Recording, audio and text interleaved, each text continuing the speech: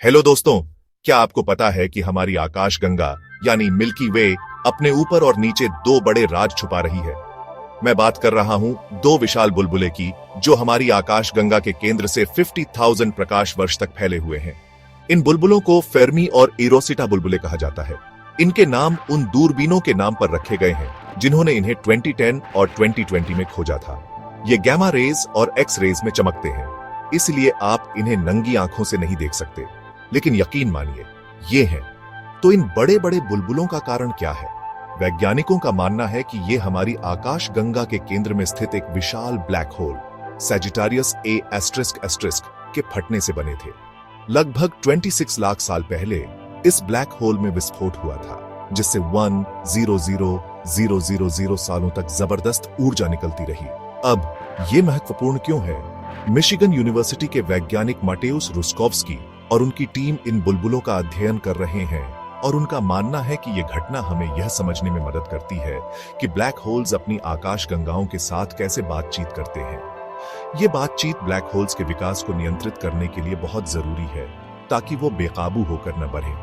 इन बुलबुलों के बारे में एक दिलचस्प बात यह है कि ये हमें पुराने स्टारबर्स्ट मॉडल को नकारने में मदद करते हैं, जिसमें कहा गया था कि सुपरनोवा ड्रिवन स्टारबर्स्ट्स ने इन आकृतियों का निर्माण किया था।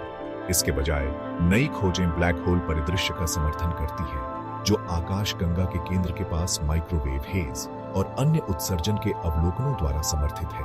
फेर्मी बुलबुले और इरोसिटा बुलबुले, हालांकि ये अलग अलग तरंग दैर्ध्य में चमकते हैं, ऊर्जा के एक ही हिंसक विमोचन से संबंधित प्रतीत होते हैं। फेर्मी बुलबुलों से एक शॉक वेव ने संभवतः इरोसिटा बुलबुलों को उनके आकार से लगभग दोगुना तक बढ़ा दिया, जिससे शोधकर्ताओं को यह पता लगाने का एक अनोखा तरीका मिला कि हमारी आकाशगंगा के केंद्र में क्या हो रहा है।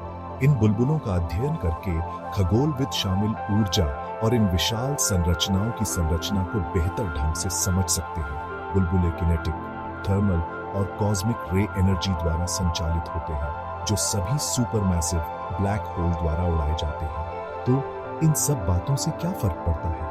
इन विशाल बुलबुलों और सजिटारियस ए एस्टेरिस्क से निकलने वाली ऊर्जा के बारे में जानने से हमें यह समझने में मदद मिलती है कि आकाशगंगाएं कैसे बढ़ती हैं, तारे और ग्रह कैसे बनते हैं, और ब्रह्मांड अपने परिवेश को कैसे प्रभावित करता है। यह हमें इस बात का एक बड़ा चित्र प्रदान करता है कि हम कहां से आए हैं और हम कहां जा रहे हैं। क्या यह दिमाग हिला देने वाला नहीं है?